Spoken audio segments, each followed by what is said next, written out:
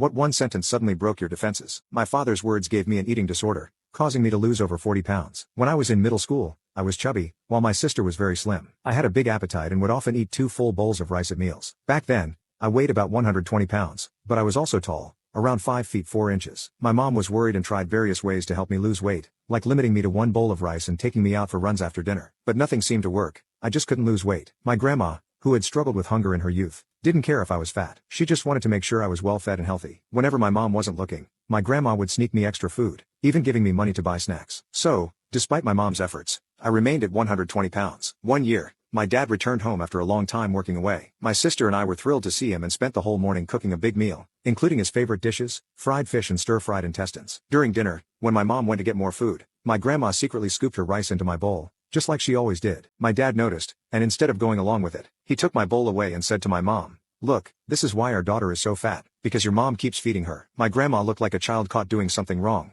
Her head hung low as my parents scolded her. Trying to defend her, I said, "It's not her fault. I'm the one who takes her food." But my dad snapped back, "What do you mean? You and your grandma have clearly teamed up on this. How many times have you done this?" My grandma tried to explain that she was just worried I'd go hungry, but no one listened. My parents kept blaming her until she finally apologized and promised not to give me extra food anymore. I was so angry. I shouted, "Why are you blaming her? If you're mad, take it out on me." That's when my dad said something that shattered me. "Look at you. You're as fat as a pig. Your sister is slim and beautiful, but you're so fat. Who's going to like you? You're ugly. You'll never get married. Right now, you're a piglet, and when you grow up, you'll be a sow." I was stunned. As a child who had always been protected by my grandma, I had never heard anyone talk about my appearance like that, not even when I was being mischievous. Even my classmates called me cute despite my chubby face. But in that moment, something inside me collapsed. I looked at my dad, the person I had missed so much, and he suddenly seemed like a stranger. His words kept coming, but I couldn't hear them anymore. I felt such deep sorrow. The person I longed for most was using words like this to attack me. I looked at the burns on my arm from cooking his favorite dishes, and tears streamed down my face until I couldn't even see him clearly anymore. I had been cooking since elementary school, learning to make his favorite meals so he could eat them when he came home.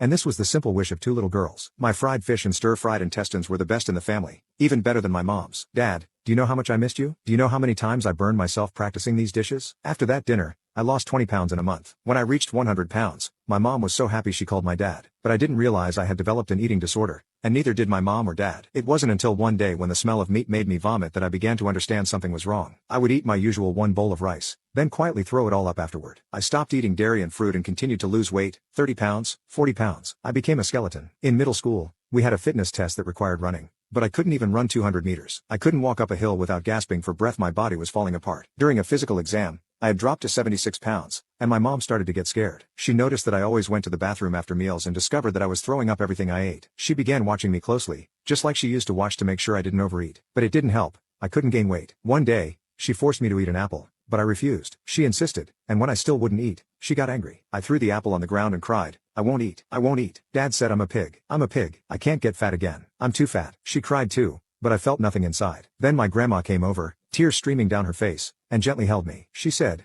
"My little Katie isn't fat at all. You used to be the cutest, like a little lucky doll." She hugged me, trembling, as she touched my bony frame, crying even harder. She wrapped her fingers around my thin wrist and showed it to my mom. "Look at her wrist. Look how thin it's become. She's nothing but bones. Are you happy now? Are you happy now? If anything happens to her, I'll never forgive you." My mom apologized, and my grandma handed me a new apple, still crying like a child who had been caught doing something wrong. "Katie, please eat it. I'm scared. You can't get any thinner." I picked up the apple and took a big bite. The nausea hit me hard, but when I saw my grandma's tear-filled eyes, I forced myself to swallow it. I finished the entire apple, bite by bite, holding back the urge to vomit. I started trying to eat without throwing up, though I still ate very little, mostly just vegetables, because the smell of oil made me sick. My mom learned to cook light, nutritious vegetarian dishes. By the time I reached high school, I had gained back some weight, reaching 90 pounds, but I never got any heavier. I never forgave that one sentence. Some words, when spoken by someone you love, hurt so much more. After that, I became a dutiful daughter, kind and obedient, but I never thought of him when he wasn't around, not even once. I never again put effort into learning new recipes for him, nor did I let his words hurt me anymore. The intense love and admiration I had for my father as a child faded away because of that one sentence. Later, my grandma fell and injured her leg. I stayed by her side, feeding her, cleaning up after her, doing everything I could to make her comfortable. When she was constipated and in pain, and no one knew what to do,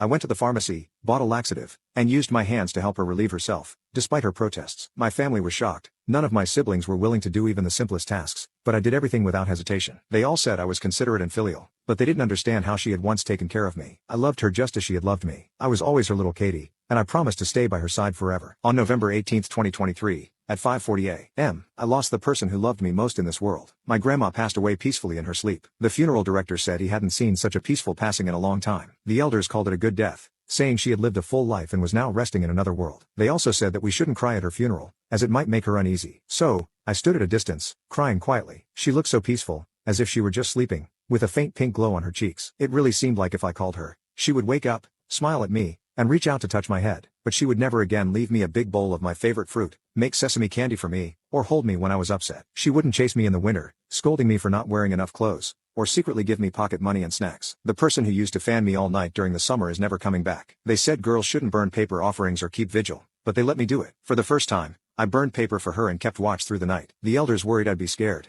saying it wasn't good for girls to stay overnight at the funeral home. But I wasn't afraid. The person who loved me most was there with me. All night long, I stared at her sleeping face, trying to imprint it even deeper in my heart. The glass cover separated us. She was inside, and I was outside. In the freezing cold of the coffin, I worried she would be cold. Just a few days before she passed, I had a strange feeling and gave her a bath, scrubbed her clean, trimmed her nails, and applied lotion all over her body. My aunt said, "Grandma was always so neat and tidy. She left this world just as clean as she lived." Grandma, I can't sleep. Every time I close my eyes, I see your face. Did you know that my gums are all swollen? They hurt so much that I can't eat, and I've lost several pounds these past few days. You would be sad if you knew that, wouldn't you? My eyes are swollen, too, and they say my lower eyelids have turned inside out. It's really painful, and I don't want to cry, but I can't help it. My brother took your ashes back to Illinois, so you can be reunited with Grandpa and Uncle now. When you see them, don't forget about me. Please come visit me in my dreams. I miss you so much. If you can, please hold me again. It's been 18 days, and I still miss you. I still cry. I feel so weak and useless. You probably wouldn't like this version of me. I dreamed of you when you were young, and you look so happy. We laughed together, but after the laughter, the sadness hit even harder.